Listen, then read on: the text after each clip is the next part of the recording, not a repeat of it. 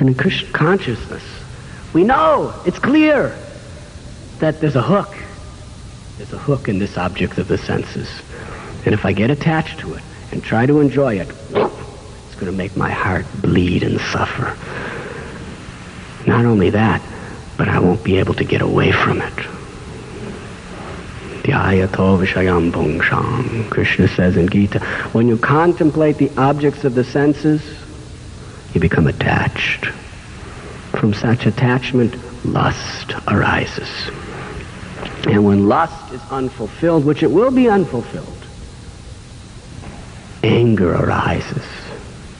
And from anger, bewilderment of memory, we forget what is to be done, what is not to be done, what I've been learning all these years.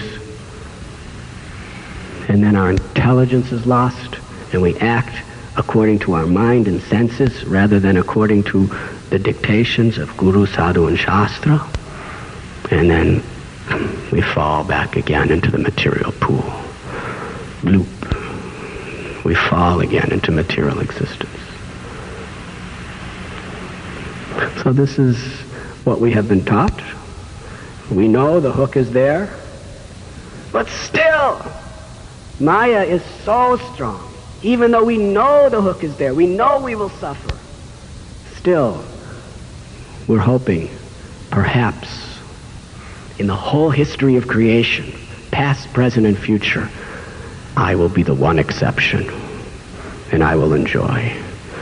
Maya makes you think like that. Yes, you will be the exception. I've never made an exception before, but you, I will make an exception. She's telling everyone that.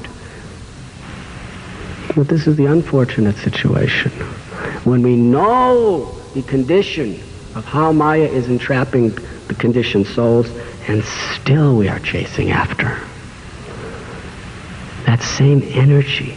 Human life is so small. Just a few moments in the eyes of eternity. And there's so many suffering souls in this world. And there's so few people to help them. And we've all been chosen to help. Human life is so rare, so precious.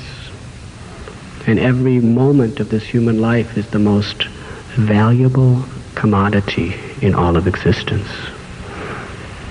Why should we waste these valuable moments chewing what has already been chewed?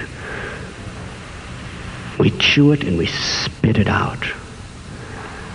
And it's reciprocal. If you think of it realistically, the objects that Maya gives us, we chew it, we're tired of it, we're frustrated with it, it causes us suffering, and we spit it out. And in the meanwhile, Maya, through the objects of the senses, is chewing us and spitting us out. We're just being chewed up by Maya and spit out. And we see again and again and again how this is happening. How Maya works through her agents. She allures us. She traps us. She gives us some pleasure. She chews us. She spits us out, and we suffer. And we're frustrated. And then what do? We take shelter of the same process again for relief. What I need is another lover. What I need is another object of sense gratification. Whether it be through drugs, or whether it be through intoxications or sex life, or whether it be through so much earning of wealth and prestige. The very source of our misery, we are thinking, is the solution. And that is the great lie that we have to see. And Srila Prabhupada explains that you must read my books every day. It is very important to come and hear Srimad Bhagavatam class, to study these literatures, because Maya is going to be making propaganda to tell you this is life, this is success, this is enjoyment, this is relief. And Prabhupada is continuously saying, don't believe her. It is not. The only relief is in Krishna Seva. Look for your relief in chanting Krishna's name, in serving Krishna's devotees, in worshiping the deities. There are 9 processes of devotional service. And through engaging our mind and senses in these processes, we can actually find real happiness. But this type of happiness takes time, because the real happiness that we are trying to achieve through the process of Krishna consciousness comes through purification of the heart. And it takes time, cheto, darpan, maarjanam, for the dust and the dirt accumulated for millions of births to be cleansed. But we have faith, and we preserve that faith and keeps the strength on the basis of that faith by hearing every day, regularly. By hearing from Srimad Bhagavatam, from hearing from Bhagavad Gita, by hearing from sincere and concerned devotees. It gives us the strength and the confidence to continue on this process of purification.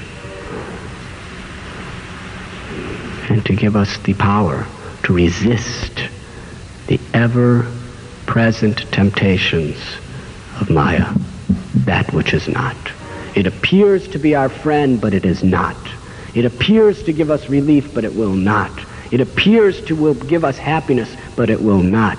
That which is not, that is Maya. That is the illusion.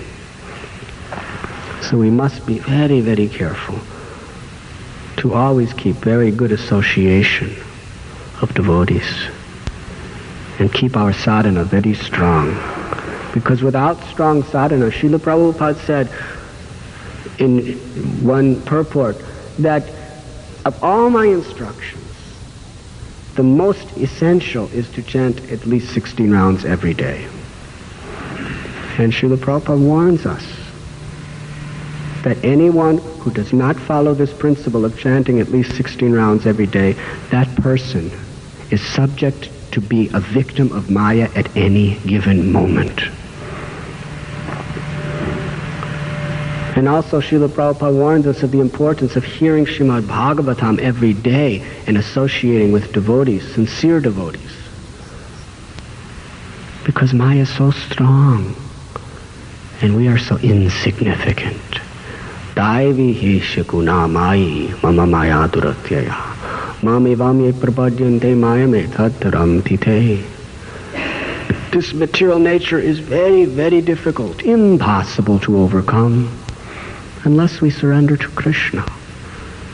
Krishna has the power to take us beyond the influences of Maya. We do not.